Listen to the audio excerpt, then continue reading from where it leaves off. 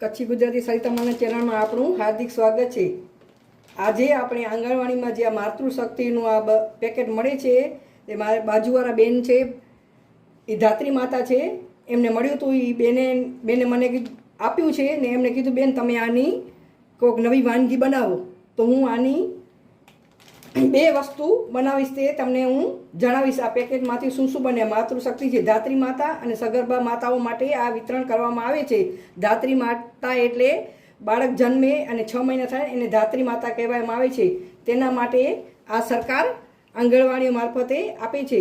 તો એ બેનનું લાભાર્થી તરીકે નામ હતું, એમને મળ્યું હતું, તો એ બેન પાસેથી હું આ પેકેટ લઈ આવી છું અને એની હું વાનગી બનાવીશ। તે માટે આપણે શું કરશું તે જોઈએ। પહેલાં આપણે આ પેકેટને ખોલી લઈએ। હવે આ પેકેટને ખોલી લીધું છે, તો એમાંથી આપણે જરૂરત પ્રમાણે મિશ્રણ અંદર એડ કરીએ। થોડુંક અંદર એ મીઠાશ પડતું હોય છે, બરાબર। હવે એમાં આપણે આ છાશ નાખશું। દહીં હોય તો તમે ફ્રેશ દહીં પણ અંદર એડ કરી શકો છો ને આપણે એને પલાળી નાખશું, બરાબર। આવી રીતે આમ પલાળી અને 5 મિનિટ માટે આપણે એને રાખી દઈએ, બરાબર। આપણે 5 મિનિટ માટે આપણે અને રેસ્ટ આપશું। આપણે હવે 5 મિનિટ થઈ ગઈ છે, પાછું બરાબર મિક્સ કરી લઈએ। એમાં નાખશું આપણે થોડુંક નમક, બરાબર। એમાં શાકભાજી બધા સમારાય છે। એક લીલી નાની કટ કરેલી ડુંગળી છે, એક ટમેટું છે કટ કરેલું, બરાબર। હાથ બરાબર સફાઈથી ધોઈને રાખવાના। આ કોબી છે કટ કરેલી, આ લીલી મરચી કટ કરેલી છે, બરાબર। આ મકાઈના દાણા, લીલી મકાઈ આવે એના દાણા છે, બરાબર, એના। આ કેપ્સિકમ મરચાં કટ કરેલા અને આ લીલા ધાણા, તમે મનગમતા શાકભાજી બધા અંદર એડ કરી શકો છો। અને આપણે નાખશું આ મરી પાવડર ને બરાબર આપણે એને મિક્સ કરી લઈશું, બરાબર।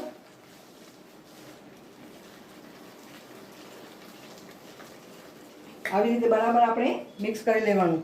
હવે આપણે ગેસ ચાલુ કરશું અને આ તડકા પેનમાં આપણે તેલ ગરમ કરવા મૂકશું, બરાબર। આ તેલ ગરમ થવા દઈએ। તેલને આપણે તેલ ગરમ થઈ ગયું છે, એમાં નાખશું આપણે જીરું। આ 1 ચમચ અડદની દાળ, 1 ચમચ મોગર દાળ અને ચપટી હિંગ।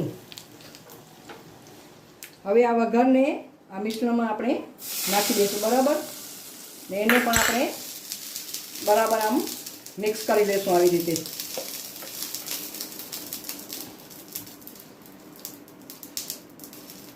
હવે પાછા આપણે ગેસ ચાલુ કરશું ને આ અપમ પેન આપણે લેશું, એ ગેસ ઉપર આપણે મૂકી દઈશું અને ગરમ થવા દઈએ। ને એમાં આપણે આ તેલથી આપણે આ બધામાં તેલ લગાવી દઈએ, બરાબર, આવી રીતે આમ। ને એને ગરમ થવા દઈએ આપણે।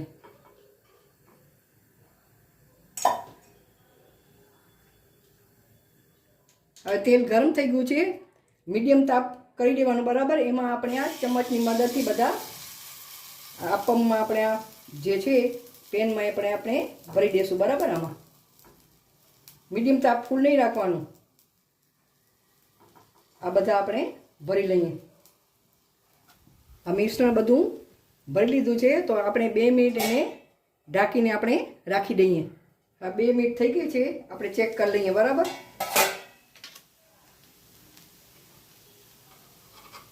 નીચે થઈ ગયું છે, આવી રીતે આપણે પલટી મારી દઈએ, બરાબર। હાથ દાજીને ધ્યાન રાખો, આમાં તો ટેપ થઈ ગઈ છે, બરાબર। આવી રીતે આપણે બધા પલટી મારી દઈશું આમ બીજી સાઈડ। આપણે આવી રીતે બધા પલટી મારી એને પણ આપણે 2 મિનિટ માટે ઢાંકીને રાખી દઈએ। આ 2 મિનિટ થઈ ગઈ છે, આપણા અપમ બનીને તૈયાર થઈ ગયા છે। આવી રીતે તમે અપમ પેન ન હોય તો તમારી પાસે તડકા પેન હોય એમાં પણ આવી રીતે તમે બનાવી શકો છો. એને પણ આવી રીતે આપણે ગરમ કરવા મૂકશું. અને તેલવાળી તો છે, આપણે તડકો લગાવ્યો હતો એટલે સહેજ આપણે તેલ અંદર એડ કરશું. બરાબર, એને પણ આપણે ગરમ થવા દઈએ. આપણે એને આપણે આ તેલને ગરમ થવા દઈશું. બરાબર, આ મિશ્રણને આપણે જોઈતા પ્રમાણમાં અંદર એડ કરી દઈશું. બરાબર, આવી રીતે આમ ફેલાવીને આમ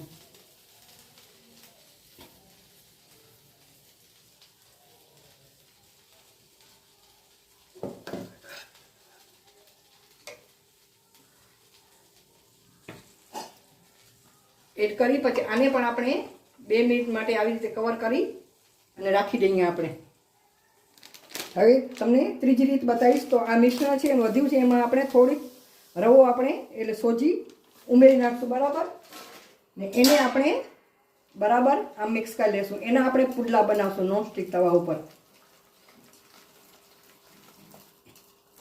એ સહેજ પતલું બનાવશું. એમાં થોડુંક આપણે પાણી એડ કરશું. આમાં થોડુંક આપણે પાણી એડ કરશું અને એને પતલું બનાવશું. બરાબર, આપણે પુડલા બનાવીને એવી ખીરું ઢોસાનું ખીરું બનાવીને એવી રીતે બનાવશું પતલું. બરાબર, આને પણ 2 મિનિટ થઈ ગઈ, આપણે ચેક કરી લઈએ. બરાબર,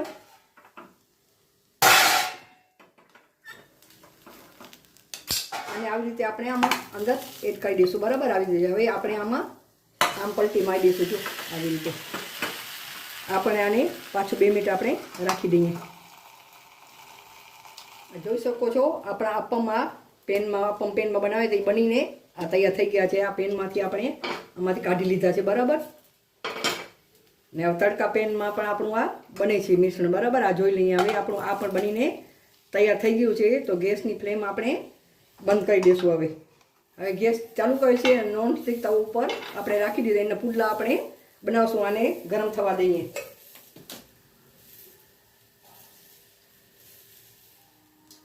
હવે તવો આપણો ગરમ થઈ ગયો છે.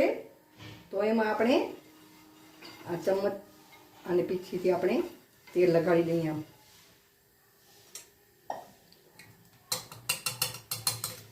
મિશ્રણને બરાબર પાછું આપણે હલાવી દઈશું. બરાબર, અને આ ચમચની મદદથી આપણે આવી રીતે આપણે મિશ્રણ અંદર એડ કરી દઈશું. બરાબર,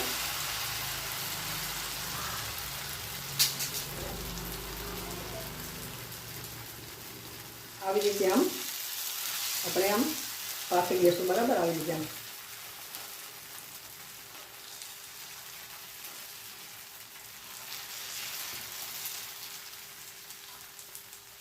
તાપ ધીમું રાખવાનું. હવે આપણે આને આવી રીતે પુડલાને પલટી મારી દઈએ. બીજી સાઈડ આપણે શેકી લઈએ એને. હવે આપણો આ પુડલો બીજી સાઈડ પણ શેકાઈ ગયો છે. તો આપણે એને કાઢી લઈએ. આ જોઈ શકો છો કેવો મસ્ત મજાનો પુડલો બનીને તૈયાર થઈ ગયો છે. આવી રીતે આપણે બીજા પુડલા આવી રીતે બનાવી લેશું.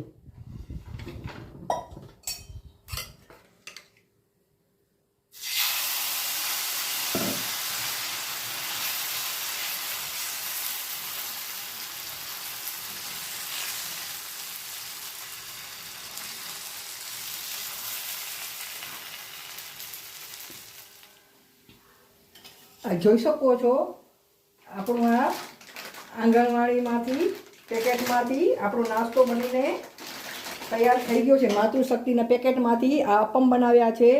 અને તડકા પેનમાં આ અપમ જેવું આ હું બનાવ્યું છું. તમારી પાસે અપમ પેન ન હોય તો એવી રીતે પણ તમે બનાવી શકો છો. અને પુડલા બનાવીએ છીએ. પુડલામાં થોડુંક સોજી નાખી અને પતલું ખીરું બનાવ્યું છે. અને પુડલા મસ્ત બને છે. તમને બનાવવામાં આસાની પડશે. ને તમે આવી રીતે બનાવી અને તમે ખાઈ શકો છો. અને આંગણવાડી વર્કરો કે હેલ્પર જે હોય છે રસોઈ બનાવે છે તે બાળકોને પણ તમે આમાંથી બનાવીને આપી શકો છો. હજી પણ હું એક તમારી પાસે વાનગી બનાવીને આવીશ. તો મારું આ ચેનલ જોતા રહેજો અને મારા ચેનલને સબસ્ક્રાઈબ કરજો. અને મારી રેસીપી ગમે તો લાઈક કરજો, કોમેન્ટ કરજો અને મારા ચેનલને જરૂરથી સબસ્ક્રાઈબ કરજો. આભાર તમારો. અને તમારા મંતવ્ય મને આપતા રહેજો.